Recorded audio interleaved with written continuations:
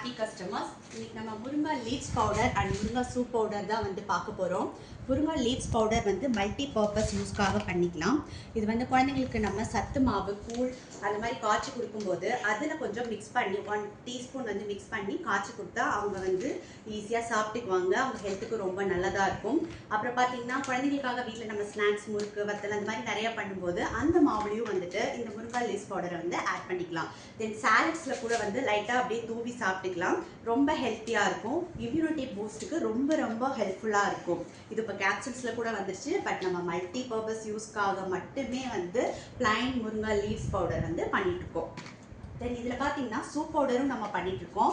இது முருங்கா லீவ்ஸோட soup powder தான். இது வந்து ஷேஷெட்ஸில் நம்ம பண்ணிகிட்ருக்கோம்.